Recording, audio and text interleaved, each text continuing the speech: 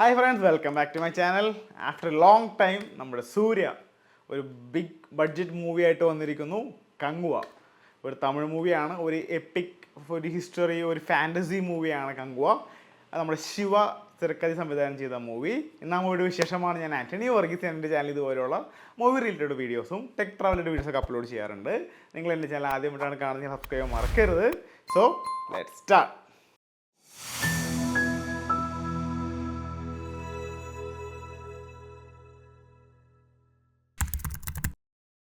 കങ്കുവ സൂര്യ ബോബി ഡിയോൾ എന്നൊരു കേന്ദ്ര കഥാപാത്രമാക്കി ഒരു ഫാൻറ്റസി മൂവി ശിവ തിരക്ക് സംവിധാനം ചെയ്ത മൂവിയാണ്.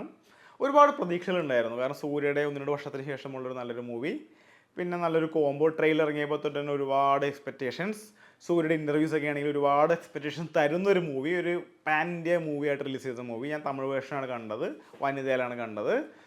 പക്ഷേ ആസ് എ പ്രേക്ഷകൻ അല്ലെങ്കിൽ ഒരു സൂര്യ ഫാൻ എന്നുള്ള ലെവൽ എനിക്ക് മൂവി ഒരു നിരാശയാണ് സമ്മാനിച്ചത്. എനിക്ക് ഒരുപാടൊന്നും ഇഷ്ടപ്പെടാത്ത ഒരു വൺ ടൈം എക്സ്പീരിയൻസ് മാത്രം തന്ന ഒരു ആവറേജ് മൂവി മാത്രമേ മാറി ഒരു കങ്കുവ എന്നുള്ള മൂവി.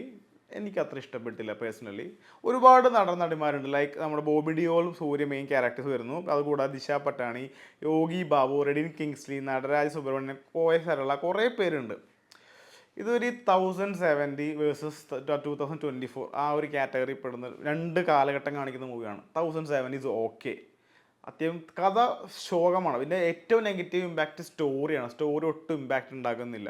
പക്ഷേ അതിൻ്റെ ഫ്രെയിം വർക്ക് ആണെങ്കിലും ആർട്ട് വർക്ക് ആണെങ്കിലും CG ആണെങ്കിലും ഗംഭീരമായിട്ട് ചെയ്തു. സൂര്യയുടെ ആക്ടിങ് നല്ല അടിപൊളിയായിരുന്നു. ബാക്ക്ഗ്രൗണ്ട് സ്കോർ ഓക്കെ ആയിരുന്നു. സോങ് ഓക്കെ ഫീൽ മാത്രമാണ്. മ്യൂസിക് ചെയ്തിരിക്കുന്നത് ദേവി സി പ്രസാദാണ്. Edited by Nishad Yusuf.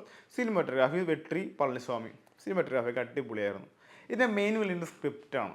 ഒരു കഥ അല്ലെങ്കിൽ ഈ പുതിയ കാലഘട്ടവും പഴയ കാലഘട്ടം ആ ഒരു സിങ്ക് ചെയ്യുന്ന രീതി ലോജിക്കലിയും ഒരു ഓക്കെ അല്ല. ഈ സ്റ്റോറി ബേസ് നമുക്കൊരു ഫീൽ ഉണ്ടാക്കുന്നില്ല മൂവി. ഒരുപാട് CG വർക്കും ഒരുപാട് ആനിമേഷൻസ്, ഒരുപാട് ആക്ഷൻ സീക്വൻസ് ഒക്കെ ഉണ്ടെങ്കിൽ പോലും നമുക്കൊരു എന്താ പറയുക, ഒരു ഇമ്പാക്റ്റ് ഉണ്ടാവണം. ആ ഇമ്പാക്റ്റ് ഇതിൽ ഉണ്ടാവുന്നില്ല. കാരണം ഫൈറ്റ് സീക്വൻസ് ആണെങ്കിലും നമുക്കൊരു first 30 minutes man's God sake very waste ആണ് എന്ന് പറഞ്ഞാൽ വള്ളിപ്പായി കളി. ഇപ്പോൾ കലിക്കിൽ ഫസ്റ്റ് കുറച്ച് നേരം ഭയങ്കര വളിപ്പായിട്ടൊക്കെ ഫീൽ ചെയ്തു. സെയിം ഫീലാണ്. First 30 minutes was waste, utter waste.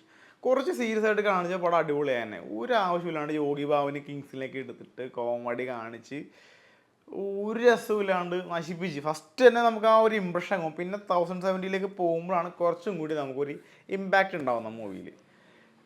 Basically എനിക്കൊരു വൺ ടൈം എക്സ്പീരിയൻസ് ആയിട്ട് തോന്നി. എല്ലാവർക്കും അങ്ങനെ ആവണം എന്നില്ല. പക്ഷേ പൈസ വസൂൽ മൂവി അല്ല, ഇത് എൻ്റെ അഭിപ്രായമാണ്. ആക്ച്വലി പറഞ്ഞത് കലങ്ങിയില്ല. നമ്മുടെ ശിവണ്ണൻ ചതിച്ചു, സൂര്യണ്ണൻ ചതിച്ചു.